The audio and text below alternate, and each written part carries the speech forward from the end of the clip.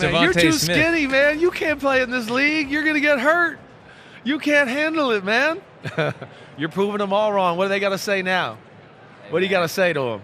Just continue to do what I've been doing. Right. You're doing great, man. We've had a lot of fun watching you so far. Another 1,000-yard receiving season for DeVonta Smith, Right. 3 years in. Doesn't it fly by? I feel like we were just talking to you as you're getting ready to get drafted. Yeah, definitely, man. Time moves fast. Yeah, it does. It does. All right, so, how much, we're here now. You just told me you're going home Saturday. How many times this year, how many times this week do you still think about last year's Super Bowl? Anytime, it comes on, something like that, like I'm at a restaurant that's playing, I think about all the time, it's hard to get there. Right. And, you never know if you're going to get back. So, Right. You have that one opportunity, you were so close, and you just always think about, man. Like we just had Bobby Wagner here, and he said literally they won one and they lost one, and the stronger feeling is the one he lost, Yeah. right? That hurts him, and he feels that more. So are you at a point where, like, you see the game come on from last year or highlights, like you turn the TV off, you don't even want to live with it, or you can at least, like, deal with it and that kind of thing? I can deal with it. You can deal with it. I can deal with it. Yeah, yeah. Does it make it harder that this year you guys were 11-1? And I know you weren't blowing people out, but you're still 11-1. You're 11-1, and then it turned the other way. Does it make it harder to deal with the fact that it felt like we had a chance to get back there, but then something went haywire? It is kind of tough because you think about everything that you did in those 12 weeks prior to, the downfall, and it was just like, it wasn't pretty, but we were getting it done. And then it came to a point where we couldn't get it done. So it was just like, were we just getting away with it, or were we actually just going out there executing the small things that got us to where we was? Where do you feel like it's went wrong, right? I mean, I know you don't have the exact answer, but guys in the locker room usually have a little feel about the mojo of the locker room and the team, right? Like, what was your sense and kind of why it kind of started to snowball downhill? I just feel like we just couldn't find a way to stop the bleeding. I feel like everybody still had the goal as the goal. Everybody was still chasing that goal, but we just couldn't find a way to stop the bleeding. Like, could you feel like, do you think the team like felt the pressure of like, hey, we got to do something? Like, did it become like that, where tension? I don't think it was pressure because Right. I feel like guys were still attacking the week the same way. Right. The energy at practice and everything was still good, but we just could not find a way to stop it. Did Yeah. it start with the 49ers game? I feel like that was the thing that started the bleeding that couldn't be stopped. Yeah, I would say that's where it started. That little stretch we went through, that's a tough stretch. Yeah, it was and, tough. Getting down, every game came down to, the last possession. So, like I said, it was a tough stretch, and I think that's where it kind of started. Guys were getting fatigued, and not to make an excuse, but, it's a long season, and you have to find a way to get around it, and I just feel like we never got around it. Right, long season last year too. It starts to pile up, right? Yeah. Who's the guy in the locker room? Like, you guys got so many great leaders, and you got so many great damn football players. It's probably a big part of the disappointment because you're like, damn, we're good. How could this happen? Who's the guy in the locker room that's kind of like, what the hell are we doing? Let's go, mofos. What the hell we do? Who's that guy that kind of speaks up? I feel like we have had a lot of guys that had those conversations. Right. Whether it was me, Jalen, Kelsey, Fletch, AJ. A lot of guys had those conversations. We even started, our own meetings having those conversations. I remember hearing that. And it just, I don't know, man. It was just hard to turn around. Yeah, right. You played both of these teams, right? Give us your little scouting report on what jumps out to you about both that impresses you, and maybe where they could be had too. Two very explosive offenses. Right. Having a guy like Patrick Mahomes back there, and then you have Travis Kelce with him. You can never count those guys out. Right. They've been there plenty of times. Coach Reed, he's been there plenty of times, and you can never count those guys out. The moment is never too big for them. But Right. with the 49ers having the dynamic offense that they have, Shanahan over there,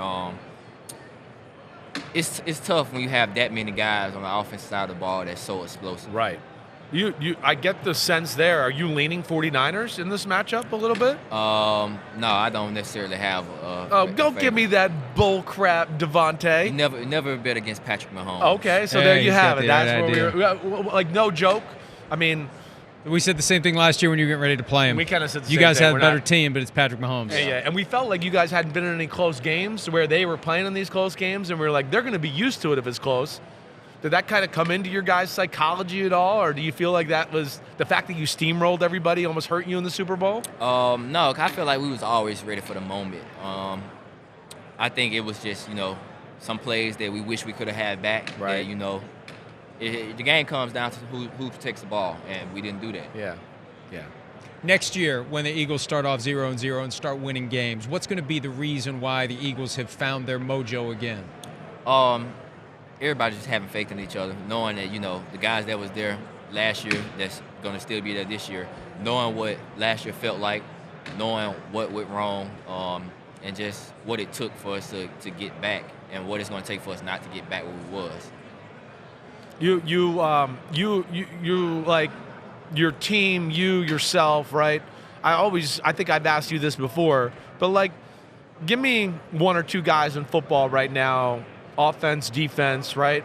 Receiver that you admire most. You can't say A.J. Brown, all right? But somebody else out there that you look at and go, wow, like my first few years in the league, I didn't realize that guy was that good. And give me one on the defensive side too. Keenan Allen was always my guy. Right.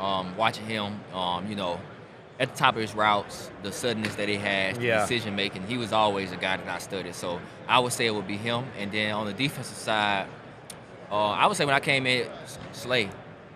Just the preparation that he has, the film study. Right. I think what stood out to me the most is when we had a talk before my rookie year, before the first game. Everything that he's seen about me, everything that, it was like he was studying me. Right. And he said, I can tell you when you're finna run a certain route, about when you do certain things. And that what stood out to me, like, okay, this is what they mean in the NFL when they say guys are studying things. Right. They can tell when you are giving tendencies away. Right. Did you take that then and change things up after everything he told you? Definitely. Yeah, you played these corners here. Is it fair to say, like, Snead was the best corner on both football teams? Playing man. I know that Charvarius is good on the 49ers. They got, of course, my man from Washington, McDuffie on the Chiefs. I like McDuffie. McDuffie is the guy? I like McDuffie. Plays in the slot, plays outside. Right. He's good in the run fits. Tackles, right? Tackling and things like that. I love McDuffie's game. Yeah. So you think he's the best all-around corner in this football game? Yeah. Baby girl before week 1. Congratulations. Appreciate it. How's it been so far? Oh, it's been great, man. Staying up in the middle of the night, but it's fun. Yeah. How's she sleeping? She's up and down. One night she sleeps, one night she doesn't. Do you do diapers? Do you change them? Yeah. That's the best part of it. Don't forget you're rich and you can pay some people to help you out. All right? Don't forget that. Just letting you know. Hey, all right? Tell us what's up with Toyota. Toyota is officially the automotive partner of the NFL now, and at Super Bowl Experience, they have a game that you can play to get familiar with the Tacoma, the 24 Tacoma they have coming out. Okay. Little Tacoma action. Yeah. All right. I see it. Look at you out here, one of the best receivers in football. Now he's making money on Radio Row, selling for Toyota. All right. Wait, what's the game? What's the game consist of over there? Like throwing a ball or catching a ball or that what? I don't know, but I will be over there to play the game with some fans and get used to it. Okay. All right. Well, I'm going to be checking it out on social media, see how you do in that game. Hi, it's Mike Florio. Thanks for watching PFT on YouTube. Hit subscribe for the latest news and analysis from Pro Football Talk.